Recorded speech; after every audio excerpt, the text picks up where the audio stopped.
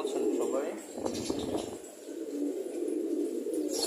অর্পিজনের চ্যানেলের আজকে লং শর্টসে আপনাদেরকে স্বাগতম। ভিউয়ার্স, আজকে কিছু গুরুত্বপূর্ণ বিষয় নিয়ে কথা বলবো। এটার বিষয়ে ভিডিও ছাড়বো আমি ইনশাল্লাহ। আপনারা চ্যানেলকে সাবস্ক্রাইব করে সাথেই থাকবেন এবং পাশে থাকা বেল আইকন বাজিয়ে দিবেন। আর ভিডিওটি ভালো লাগলে লাইক, কমেন্ট এবং শেয়ার করে দিবেন। নতুন পালকদের জন্য অবশ্যই শেয়ার করে দিবেন। ভিউয়ার্স,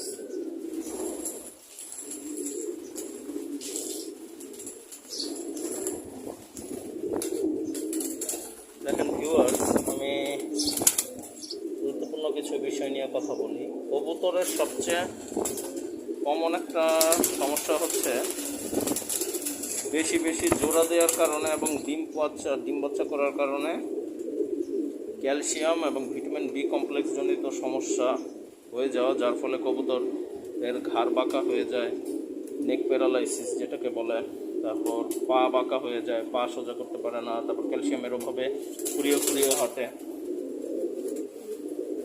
এই সমস্যাগুলো থেকে আপনারা কীভাবে পরিত্রাণ পাবেন? দেখেন ভিউয়ার্স, আমার এই মাদি কবুতরটা আলহামদুলিল্লাহ আল্লাহর রহমতে আল্লাহ রাব্বুল আলামিন ওকে সুস্থতার নিয়ামত দান করেছে। 5 দিন টানা সকালে একটা ক্যালটেট খাবার খাওয়ানোর পরে, আর বিকালে তো আর খাবার দিই না, বিকালে পানি খাওয়ানোর আগে একটা AB1 দিয়েছি। 5 দিন টানা আলহামদুলিল্লাহ। দেখেন আল্লাহর অশেষ মেহেরবানিতে পরিবর্তন দেখেন। ও এখন হাঁটতে পারতেছে। হঠাৎ করে ও গিয়ে বসে পড়ছে, হঠাৎ করে, কোনো কারণ নাই। এর মানে একটাই হতে পারে যে ওর পেটে ডিম ছিল, অথবা ডিম পাড়ার সময় হয়েছিল বা অতিরিক্ত ডিম পেড়ে ফেলছিল, সেই কারণে হচ্ছে শরীরে ক্যালসিয়ামের অভাব হয়েছে।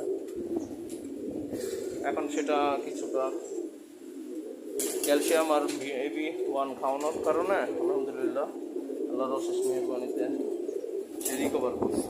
এখন আসেন, বিষয়টা হলো যে আপনারা যখন দেখবেন যে কবুতরের লং টাইম জোড়া দিচ্ছেন প্লাস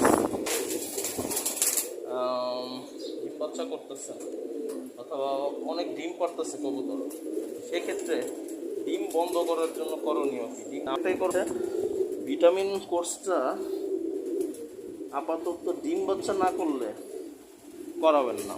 ভিটামিন মিনারেল কোর্সটা, যেমন ক্যালসিয়ামের জন্য যেটা খাওয়াই সেটা আপনি খাওয়াতে পারেন, কিন্তু আপনি মাল্টিভিটামিন, ভিটামিন বি কমপ্লেক্স এগুলো মোটামুটি বাদ দিবেন আর কি, যে কবুতরটা থেকে আপনি ডিম বাচ্চা নিতে চাচ্ছেন না।